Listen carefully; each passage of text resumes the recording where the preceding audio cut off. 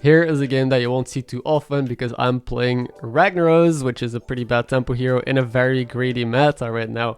And this game is especially interesting because I'm taking some lines and doing some strategies that you really don't see too often with this hero. And because, well, I got a minimum armor amount, I got 3 armor. I think you can get between 3 to 7. I take it very hard from Millhouse on turn 2, so already I'm lowest in the lobby. I know this is a very bad tier 2 shop. So what do you do here? You just level. So having no board here and power leveling with Rag seems super counterintuitive with my hero power. Take it very hard again because we know it's pretty wide. But please don't stay down if you have bad shops. I hope this is gonna help you realize that, because look, we got instant rewarded with 2 decent 3 drops, and I still have my free roll. That's why I actually think what's it called? Refreshing Anomaly, I think the tier 1 card is underrated. Since the free roll is pretty good if you power level, it allows you to hit better cards on higher tiers. And we're 27 HP, sure, but we have a way better board compared to if you would stay down in tier 2. So please don't get baited if you play Rag by his hero power. Just play the same as you would any other hero. Play strong, see your potential. On this turn I even power level straight to 4 because I have 8 gold. I can like roll twice, double buy, so I have 1 more unit here, but you know, Salty Looter is fine. But on tier 4 I give myself better potential. Also, this guy is a super early Doomsayer comp, and Avenge has amazing synergies with Rag, because actually like Rag might be in a decent spot because everyone is setting up for Avenge, meaning they have a lot of small tokens, a lot of things to trigger their Impatient Doomsayer, their Witch Ring or Dazzling Light Spawn, and because of that your hero power is actually very easy to get online. Like I got my hero power online here super early while power leveling and having no board because of that. And also we got rewarded for the power level, so if I stay down on 3, as you saw, I made that level decision last second when I was roping because it's not an easy one, but I got super rewarded. There was nothing on 3 anymore for me except for, you know, there's not even Deflectable, right? There's not even mechs in this lobby, which is amazing as Rag. That's what makes this game so good. And the double promo deck definitely rewarded me for playing greedy. And I just go straight to 5. So you gotta realize that as soon as you have your hero power online as well, you have a massive advantage over others in the lobby. I am incredibly strong. I have passive scaling from the promos, from my hero power. I have premium units, I have pairs. So leveling just makes all the more sense since I'm still looking for 6s and 5s right now. Preferably 6s, so I just level again. This game, just skipping tier 2, leveling straight to 4, 5, 6 without skipping a beat.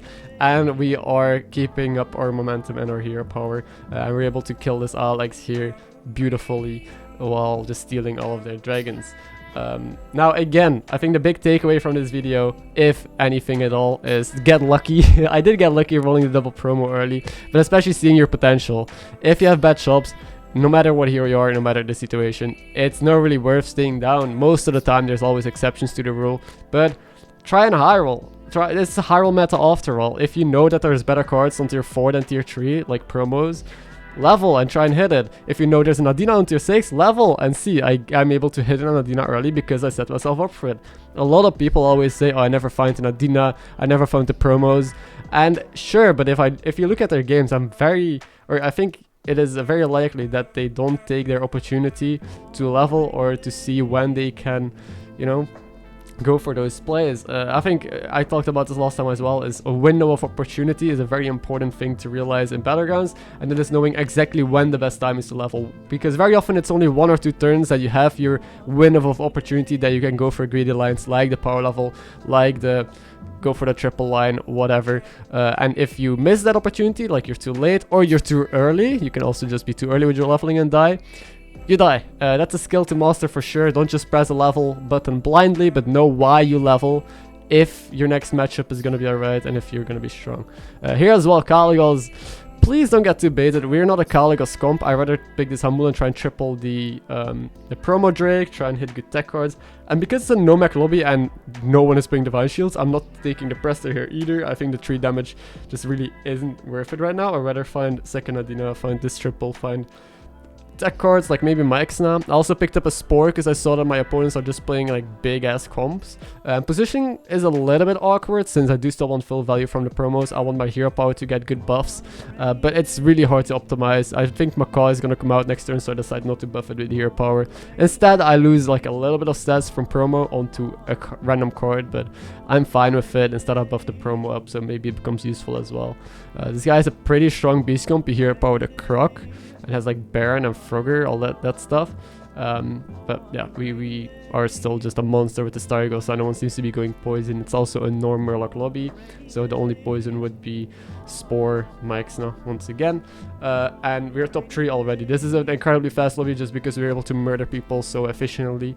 I definitely think, you know, you're not gonna have a game like this with Rag every time. Don't just take a Rag and do what I do, but be able to turn bad tempo heroes into great heroes by recognizing how you can try and convert your tempo into a high roll. That's probably one of the most important skills right now as well, that's knowing how to turn a shitty hero into a positive MMR hero.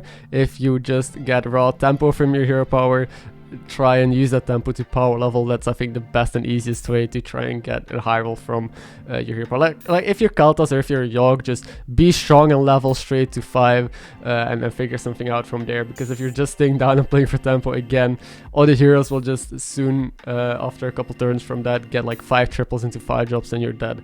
I'm able to hit a mechs now with Reborn. Amalgadon we could give a go, it gets 2 adepts, but if it already gets poisoned, it's worth it because of this Nadina. There's no module for it though, but you know, why not? So because this board is kind of a 2-unit Andy, I just have a Targosa and I just have a Bronze Warden. I'm trying to fill out the other spots. I have Nadina. The Promo Drakes can come out, or I can triple it. Another Reborn Max now, I guess, would be ideal. So we're just trying to fix some tech cards now to counter our opponent. Our opponent happens to be Demons, I think. We'll see in a second what his board is, but we're both relatively healthy, so we'll also both have the time to adjust to each other and try and counter each other. I'm going to taunt Nadina here and the Targosa, trying to get extra value from my Divine Shields. Maybe he attacks first into my Targosa, and then my Bronze Warden attacks, and then maybe Nadina, you know, gets sniped, and I get some extra value. He is just big demons. He has a golden Amalgadon with Poison Divine Shield and a golden Imp Mama and a normal Imp Mama. So a very interesting board for sure. I don't get full Nadina value, but I get some. Now these hits are, you know, somewhat okay. Poison happens to be really good because his biggest cards are all taunted, which is not something you usually want to do. I don't know what this guy's deal is or why he made that decision, but it's gonna come to bite him.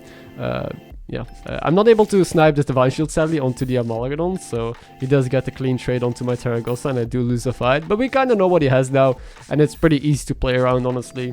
He has like 1 shield Amalgadon and then just 3 big taunts. The Imp Mamas all just died and value traded into my big Targosa, and then he has another big Fernal in the end. So if you want to try and get better at the endgame, try and figure out yourself now as well what you would do, what cards are you looking for, and how would you position. You can pause the video at any point if you want. I'm taking Murzon still because it could give me a Amalgadon, and Amalgadon could still be a Poison Divine Shield, you know, because we have the Nadina. So I'm taking this Murzon as well and trying to see if we can get lucky. I do have another snake in hand, Rattler I think it's called, just in case I do find another mechs. Now it's always worth setting up for, since it is probably the best possible end game. Now there's an Amalgadon which I could get to if I triple sell, but that is probably not worth it freezing for either. Like the Murzons are 1 gold technically, since, you know, I buy it, I can sell it back for 2, so that's why I took it. But freezing and spending then like the extra gold for Amalgadon probably isn't, since the odds are very low. I changed up my positioning. I do get some pretty decent hits so far. I just want to snipe the shield on the Amalgadon, which just isn't happening. I keep clicking it, but all my cards just go left side. Also my mechs now, you know, got a good hit here, but now it's gonna bump into the shield. I don't understand why this guy keeps positioning like he does, because all his Imp and stuff just keep dying into my 1 big taunt. It seems like he didn't understand how to counter me properly, which is good for me. Sadly enough, his big Fernal in the end is still a little bit too big. Maybe he's gonna triple it and then he gets completely screwed, because then he has 1 massive taunt. But yeah, so stats don't matter too much anymore, except for on Targosa, meaning I probably want to go try and fill poison stuff. The only issue is that his Imp Mamas kind of eat my poison, so I need to put my poison early, hitting into the taunts, and I hope the Imp Mama still suicide into my big Fernal if he keeps positioning like this, which I think he's gonna do. Now I'm really thinking about this play, thinking really hard, and I decide to taunt my other dragon and my Spore, because he does keep on putting his big cards early, so we could just get a free kill if he attacks into my Spore. And play a second Spore, keeping the Imp Mama still to maybe bump the shield on their Amalgadon. They play Zap, I don't really know why, but they killed my Spore with it. He gets the luckiest hit here on my dragon, which was a 1 in 4, meaning I don't get divine shield value at all from my Nadina. So that's a 1 in 4 to not get the value. Feels bad, man. Also, his Imp Mama hits the best card here and farms me. And now his Bellamaster also, you know, it got to hit into the Spore. Spore is still alive though. But Spore hits into one of the shitty taunts as well. These hits are just pretty tragic. All around, no, not the greatest. We definitely could have won here. I feel like we are favored and we definitely improved our board compared to them. But in the end, you know, I'm happy with second place with Rag while just doing nothing but leveling and playing greedy lines. Hope you enjoyed it. Hope you learned something. And I'll see you in the next one.